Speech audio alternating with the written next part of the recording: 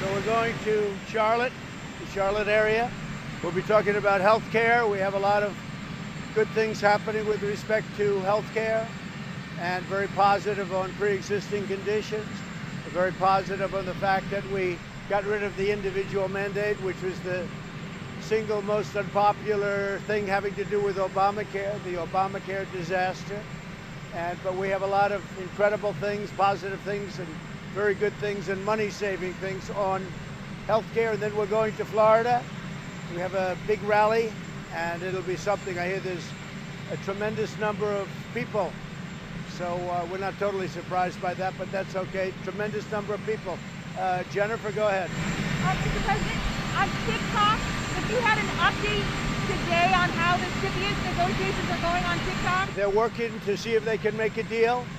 And if they make a deal, they'll have to bring it to me, and I'll either approve it or not. To me, safety is the predominant factor, and we'll see if they can do that. But they're moving along, and let's see what happens. If they make a deal, that's fine, and if they don't, that's okay too. Mr. President, are the election results only legitimate if you win? So we have to be very careful with the ballots. The ballots, that's a whole big scam. You know, they found, I understand, 8 ballots in a waste paper basket in some location. They found, it was reported in one of the newspapers that they found a lot of ballots in a river. They throw them out if they have the name Trump on it, I guess, but they had ballots. They had no names on them, they said. Okay, well, they still found them in a river, whether they had a name on it or not, but the other ones had the Trump name on it, and they were thrown into a waste paper basket.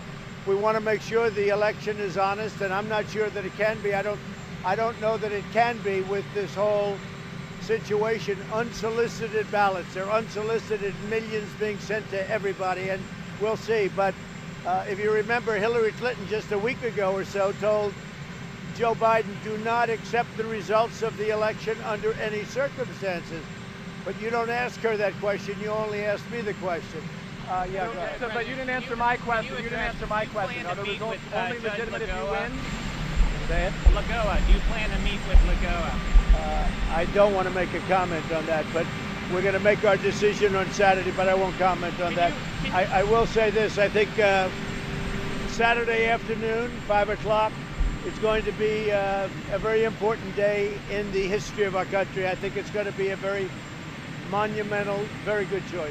What do you say to the family of Breonna Taylor, sir? What do you say to the family of Breonna Taylor? Have you made a final choice yet? Have you asked the candidate? I'm getting very close to a final choice. One follow-up. Governor Cuomo said the federal government can't be trusted on a vaccine. And he said New York would have to approve any vaccine that the federal government approves before he'll ship it out. Well, we're doing, we have numerous companies. We have Johnson & Johnson, we have Pfizer, we have Moderna, we have others too. They're great companies, the best in the world. So I think you'd put the people of New York at great risk, and he's done that. If you look at the nursing homes, 11,000 people died needlessly. So when you look at that, it's very sad. So we'll see, you'll have to see. But these are great companies. These are being done by really probably some of the greatest companies in the world when you think with Pfizer, Johnson & Johnson, etc. I think that they're getting very close. As you know, they're in final testing right now, phase 3, but final. They've given shots to everybody, to thousands and thousands of people. And so far it looks very good, and it looks like it could happen fairly quickly. What do you say to the family of Breonna Taylor, sir? I think it's a sad thing, and I give my regards to the family of Breonna. I also think it's so sad what's happening with everything about that case, including law enforcement.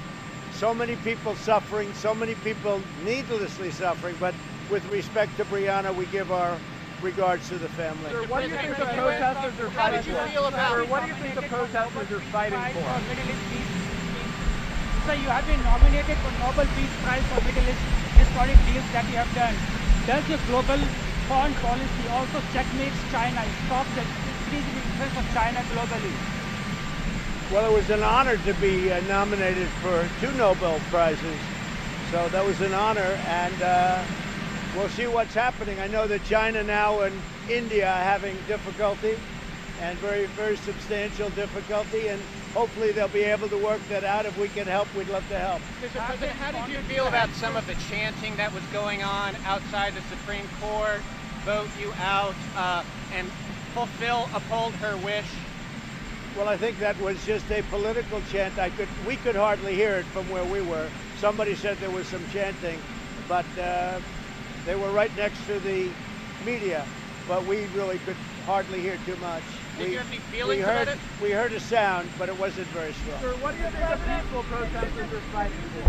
What do you think the peaceful protesters are fighting for? Well, I think that peaceful protesters, number one, it's fine to do that in a peaceful manner. But when it gets less than peaceful, as you see all over, then it's unacceptable, and that's where law and order is necessary, and that's where law enforcement is very important. So what are they fighting for? You didn't answer my question. No, sir, you didn't answer my question. What are they fighting for? Are you endorsing Susan Collins in her race for U.S. Senate in Maine?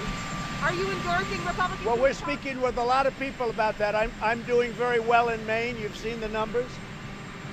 What I've done for Maine is what nobody's done. I've freed up 5,000 square miles of ocean that was taken away by President Obama. And for the lobster, the people that go out and get us those great lobsters that we all like so much, I freed that whole business up, and the fishermen too, we freed it up. So it's, I think I've done more for Maine than just about anybody, certainly in many, many years. So I'm doing very well in Maine. I don't know, I haven't seen polls on Susan, but I hope she does well. Thank you.